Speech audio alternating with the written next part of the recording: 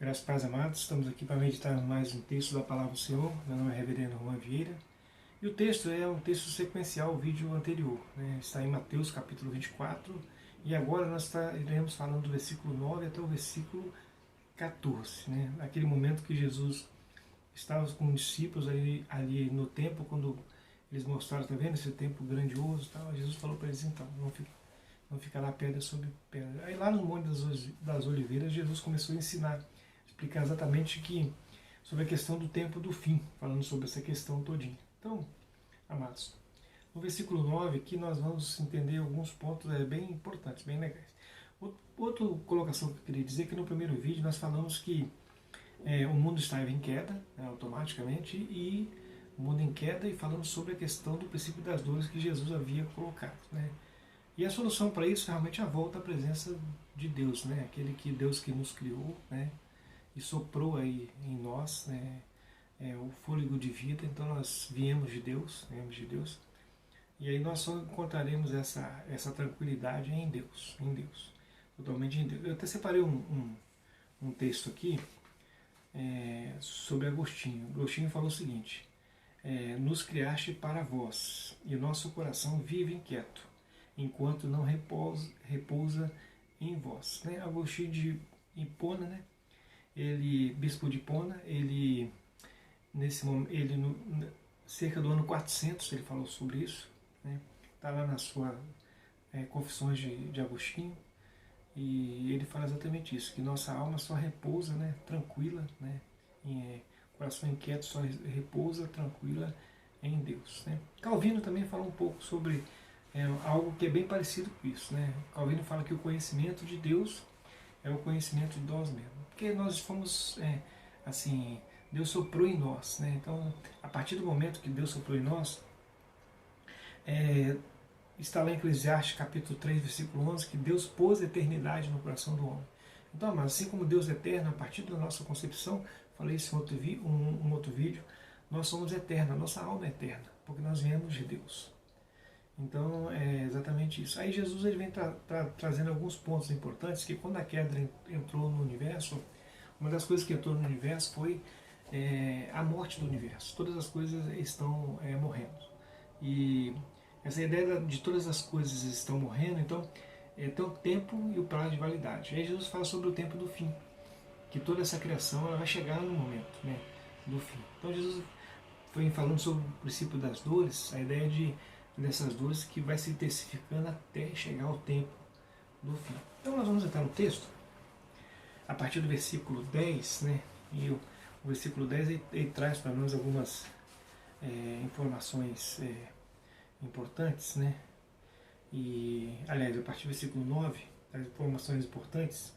Já que no versículo 8 Jesus falou que era o princípio das dores, no versículo 9 ele começa a falar algumas coisas muito importantes para nós. E aí nós vamos, assim, tentar debulhar, né, o que Jesus falou, né, exatamente sobre a questão dos detalhes do princípio das dores. Se no primeiro momento ele falou sobre a questão global, né, sobre a questão de guerras e tal, fomes, terremotos, nesse segundo momento aqui, nós vemos Jesus trabalhando a questão religiosa, a questão das pessoas, né?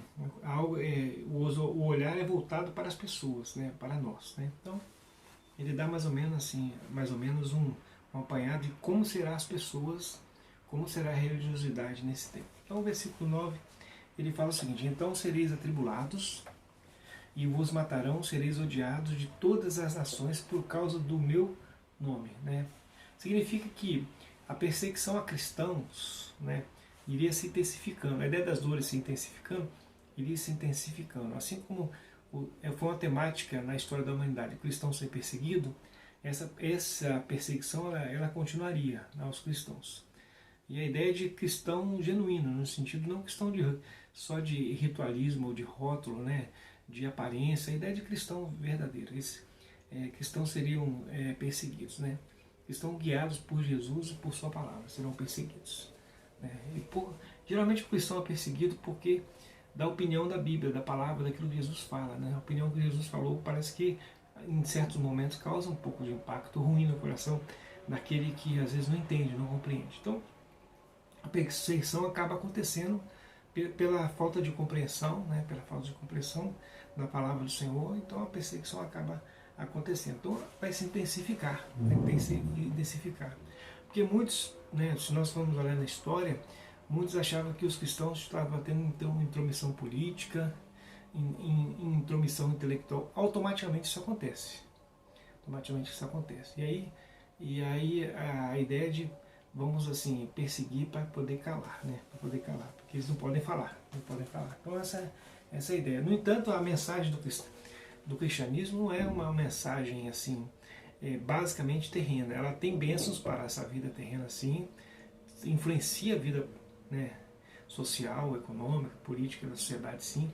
Mas no entanto, a bênção principal é a mensagem da eternidade da salvação eterna em Cristo Jesus. Então, o próprio Jesus ele foi realmente crucificado, né, por essas ideias, né, de que ele estava intrometendo na vida das pessoas. E na verdade a ideia de Deus, né, fazer parte da vida das pessoas, né, Deus fazer parte de todas as coisas. Então por isso a perseguição. É o primeiro ponto que Jesus fala que isso aí iria assim intensificar. O segundo ponto está no versículo 10. Nesse tempo muitos vão de escandalizar, trair, odiar uns aos outros. Quando nós olhamos para esse ponto, nós podemos entender que a grande marca desse tempo, do final, na ideia do princípio das dores, a grande marca desse tempo é a perda de confiança geral, né? A ideia de que ninguém é confiável. Por quê? Porque de 3 pontos que foi apontado por Jesus aqui: escândalos, traição e ódio. Parece que o escândalo e traição e ódio seria algo que seria bem comum nesse tempo do fim, né? Escândalo, traição e ódio. Então essa ideia de que seria uma marca patente, seria essa ideia: escândalo, traição e ódio. Outro ponto está no versículo 11. Versículo 11, Jesus fala que levantar-se-ão muitos falsos profetas e enganarão a muito.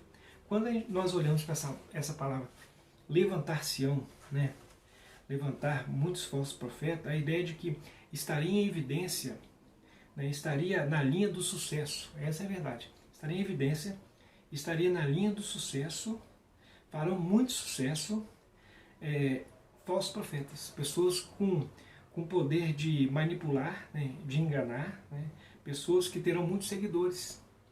E o texto fala que enganarão muitos, a ideia de que muitas pessoas estarão seguindo esse tipo de profeta que manipula, né, que engana, que realmente manipula. Então, o falso profeta, né, o falso profetismo, a ideia de pessoas com capacidade de dominar multidões pela palavra, pela maneira de se colocar, seria algo que iria acontecer, o sucesso, faria um sucesso pessoas desse tipo, com um falso ensino, um ensino que realmente não está na palavra do Senhor, um ensino próprio dele, que ele inventou. Então, esse ensino de falsas pessoas que estariam deturpando o que Deus diz, desvirtuando a palavra, sem realmente um estudo bem aprofundado da palavra de Deus, desvirtuando, né, manipulando, isso aí seria algo que faria sucesso. Talvez a ideia de falar o que as pessoas querem ouvir, né? Ou talvez falar assim, palavras para domínio, né? Pessoas que se impõem pelo domínio, pela força, pela maneira agressiva de ser, e não a ideia de que a palavra venha falar, nem a ideia de que o que está escrito venha falar. Então é essa a ideia do falso profeta. Ele fala por si, ou ele fala para manipular pessoas. Então seria a ideia do sucesso, fazer sucesso, né? Se nós pensarmos essa ideia de que faz sucesso, teriam muitos seguidores, pessoas seguindo, pessoas que realmente elas como se tivesse seguido um líder, um Cristo, como se tivesse seguido uma pessoa que ditasse a regra da vida da pessoa. É nesse ponto que o texto vem falando aqui.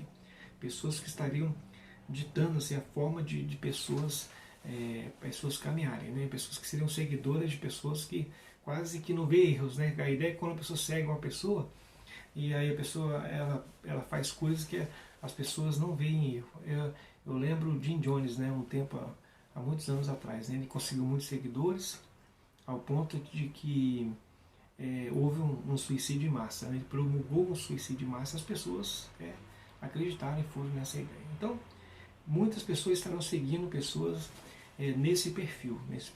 E seria algo que estaria acontecendo, né? Levantar-se muitos falsos profetas. Evidência, pessoas que farão sucesso e serão seguidas. Outro ponto que nós podemos destacar no versículo 12 é multiplicar da iniquidade. A palavra iniquidade aqui, lá no grego, é anomia. Anomia, quando a gente traduz no literal, ele pode ser a ideia de desobediência à lei de Deus, né? A ideia do afastamento da lei de Deus, ou não ouvir a lei de Deus. Né? Exatamente essa ideia de afastar da lei. Na verdade, se nós pensarmos em lei, a ideia de lei, né, traduzido para o Novo Testamento, né, o Antigo Testamento fala muito em lei, mas a ideia de preceito, de vontade de Deus. E a lei, quando foi dada a Israel, foi para curar, para benefício, para cuidado do povo de Israel, para que Israel pudesse ter um parâmetro de cuidado. Então, amados, a ideia de anomia é afastamento do parâmetro de cuidado de Deus. A ideia de anomia é o afastamento da vontade de Deus. Afastar daquilo que Deus quer. E aí nós podemos até pensar assim, vamos tentar trazer para os nossos dias a ideia de ridicularizar aquilo que Deus fala. A ideia de menosprezar aquilo que Deus fala. A ideia de uma onda de ridicularização, uma onda de desprezo da palavra de Deus. E por isso a ideia de que as pessoas estão mais ligadas no falso profeta. Em pessoas que elas adquirem para si muitos seguidores. Então as pessoas, ao invés de seguir Deus através da sua palavra, elas seguem pessoas. E por isso a ideia da anomia, abandono de Deus porque seguem pessoas. Então seria uma característica do tempo do fim, o texto vem falando para nós, seria uma característica dessa ideia do princípio das dores, o abandono de Deus para seguir pessoas. Né? Então a ideia de anomia. E com isso, qual o resultado disso? O resultado, o próprio versículo 12 fala do resultado. Né? Por se multiplicar a iniquidade, o que aconteceu? O amor se esfriará de quase todo. O amor aqui é ágape, quer dizer, o afastamento do amor de Deus, o afastamento do cuidado de Deus, o afastamento da bondade de Deus. Então, seguem pessoas, automaticamente valoriza-se a iniquidade, mas a ideia de valorizar, a ideia de que a ideia de ridicularizar Deus e automaticamente se ligar a pessoas, e o amor estaria esfriando, quer dizer, o afastamento de Deus, afastamento da palavra de Deus. Então, que tipo de pessoa que seria, no caso, nesse nosso tempo? Que tipo de pessoa que o texto está dizendo para nós aqui, Jesus está dizendo? Pessoas que zombam de Deus, né? Sem o amor de Deus, e pessoas ácidas, automaticamente pessoas ácidas. A ideia do amor esfriar a pessoa mais ácida, né? Então, a ideia de nosso tempo, pessoas distantes de Deus, e automaticamente o resultado é de pessoas mais combativas, que brigam, tal, muito ácidas, porque estão sendo manipulados na ideia, sendo manipulados por essa ideologia do século, do nosso tempo, manipulado exatamente pelo tempo que nós estamos vivendo hoje. Então Jesus dá esses pontos aqui. Bom, amados, vamos respirar um pouquinho e falar assim, pastor, então, nossa, está difícil, né? Está difícil. Então não tem saída, mas Jesus deu algumas saídas aqui. Se parasse no versículo 12 aqui, eu diria assim, nossa, difícil, né? Mas nós temos o versículo 13 e 14, que o Senhor Jesus, ele aponta para nós, apresenta para nós que nem tudo está perdido. Estamos vivendo o tempo no princípio das dores, e Jesus dá algumas orientações importantes no versículo 13. Eu diria que esse versículo 13, ele fala diretamente para a igreja, nós, né? A igreja fiel. A ideia de que a igreja que deixa-se ser orientado pela palavra de Deus e não se deixa manipular pelo Deus desse século. Ele orienta a igreja da seguinte forma, versículo 13. Aquele, porém, que perseverar até o fim será salvo. Né? A ideia é a seguinte, não desista por causa da perseguição. Não desista. Você será salvo. Você será salvo, né? Dessa geração. Porque o tempo de vida nosso é curto, né? Então, Jesus trabalhando a questão da eternidade aqui. Está trabalhando a questão da eternidade. Lá no final, né, nós estaremos, o Espírito volta a Deus que o deu. Eclesiastes fala sobre isso. Nós viemos de Deus, né? Deus soprou, e automaticamente o Espírito volta a Deus que o deu. Então, amados, nem tudo está perdido. Jesus fala para a igreja, para nós, persevera, né? Persevera, né? Aquele, porém, que perseverar até o fim será salvo. Então, você que vai perseverar até o fim, você tem essa garantia da salvação, né? Então, por isso, continue perseverando. O segundo ponto e será pregado o Evangelho do Reino por todo o mundo para testemunho de todas as nações. Quem prega o Evangelho? Quem é a igreja? Somos nós. Então, amados, devemos perseverar e continuar pregando. Continue pregando o Evangelho, a boa notícia de salvação em Cristo Jesus. Então, nós somos os mensageiros de Jesus, da palavra, nesses últimos tempos, tempo de princípio das dores. Eu e você fomos comissionados por Jesus para isso, né? É fácil? Não é fácil. Não é fácil, mas nós temos essa missão de permanecermos fiel à palavra e pregarmos o Evangelho do nosso Senhor e Salvador Jesus Cristo. Mas eu queria, antes de fechar esse vídeo, deixar uma mensagem para você que ainda não tem esse relacionamento com Jesus, ainda não conhece Jesus, que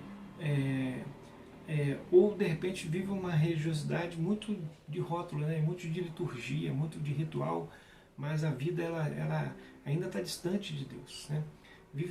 Às vezes tem um momento ritual, mas está longe da presença de Deus, nas orações, na leitura da Bíblia em casa, no trato com as pessoas. Então, essa mensagem, esse último tópico eu gostaria de falar para você. Dizer o seguinte, que a porta da oportunidade, né, ainda não está fechada. Porque como o texto fala aqui para nós, que será pregado o Evangelho do Reino por todo mundo para testemunho de todas as nações, significa que a graça salvadora, a bondade de Deus, o amor de Deus ainda está com as portas abertas. E Jesus falou ele mesmo falou que a ideia de que ele realmente não veio julgar o mundo, né? João retrata bem essa questão, né? Que Deus amou o mundo de tal maneira que deu o seu Filho unigênito para que todo aquele que nele crê não pereça, mas tenha vida eterna. Porquanto Deus enviou o seu Filho ao mundo, não para julgar o mundo, mas para que o mundo fosse salvo por ele. Então, a porta da salvação está aberta, continua aberta. Então, amados, esse é o momento de você voltar-se a Deus, né, através da sua palavra. Entregue o seu caminho, teu caminho ao Senhor, confia nele, mas ele fará. Entregue seu caminho a Jesus, faça um desafio a você. E deixar de viver momentos de iniquidade, tempo de iniquidade, para viver debaixo do amor de Deus. Né, debaixo do amor de Deus. Em vez de viver na iniquidade, né, distante de Deus, uma vida ácida, o convite que eu faço é que você venha viver debaixo do amor de Deus, do cuidado de Deus, e tendo a certeza da garantia de que será salvo no último dia, da salvação eterna em Cristo Jesus, o nosso Senhor. Então, amados, estamos ainda no tempo da oportunidade, mas tem uma parte final aqui do versículo, então virá o fim. Quando fala então virá o fim, isso significa que será o momento, né, que a porta será fechada.